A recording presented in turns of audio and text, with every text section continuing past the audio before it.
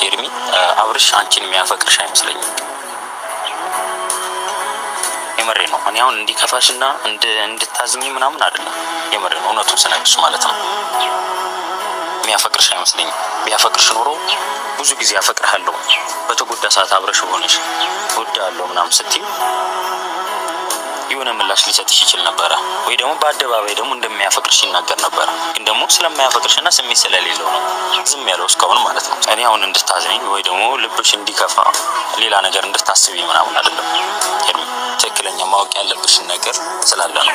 አብርሃም ይወደኛል፣ አብርሃም ያፈቅረኛል ብዬ ደረቴን ነፍቼ የምሞላ አይነት ደረቴን ነፍቼ የማወራ አይነት ሴት አይደለሁም። ምክንያቱም በተግባርም ሆነ በንግግር ይሄን ያህል አጥጋቢ ነገር ስላላስኩ ነው። እሱን ግን ብጠይቀው በደንብ በተግባር ደረቱን ነፍቶ አዎ ታፈቅረኛለች ሄርሜላ ለኔ ታማኝ ናት ይላል። በጣም ለኔ መስዋዕትነት ከፍላለች፣ የፍቅር ሰው ናት ምናምን ሊል ይችላል። እኔ ግን ያንን ነገር የመናገር አቅሙ የለኝም። እንደዚህ አይነት ነገር አላሳየኝም። በቂ ነገር ሄ ጋይሶች እንዴት ናችሁ? ሰላም ብያለሁ። ውድ ተመልካቾቼ እንዴት ናችሁልኝ? የኔ ውዶች የኔ ወርቆች ሰላማችሁ ብዝት ይበልልኝ።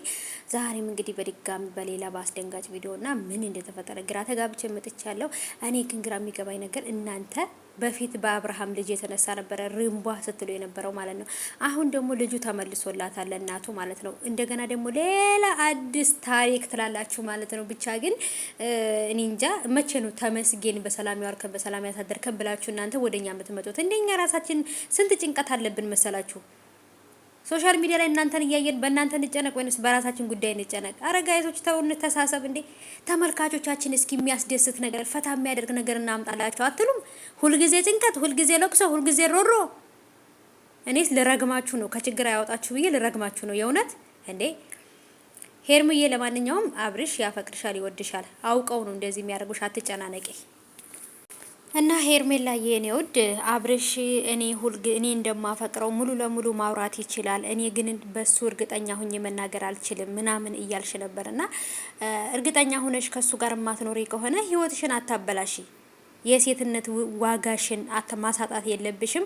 አንቺ ሄርሜላ ውድ ነሽ፣ በቃ ማትተኪ በሌላ በምንም ነገር ልትተኪ የማትቺ ውድ ስለሆንሽ ሄርሜላ ህይወትሽን ማበላሽት የለብሽም። ድንገት ሊያፈቅረኝ ይችላል ላያፈቅረኝ ይችላል እያልሽ እየተጠራጠርሽ ከማይሆንሽ ሰው ጋር መኖር አለብሽ ብዬ አላስብም። ገባሽ አይደለ? ግን የሚወድሽ የሚያፈቅርሽ ከሆነ ግን ከሱ ጋር አብረሽ ብዙ ነገሮችን አብረሽ ማሳለፍ ትችያለሽ። መስዋዕት እየተከፋፈላችሁ ነው። በጣም ምርጥ ልጅ ነሽ።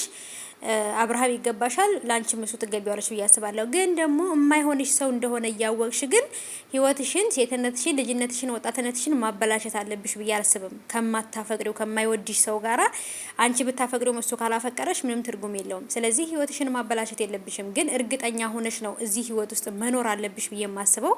ብቻ ግን ሄርሜላ አስቢበት ለሁሉም ነገር።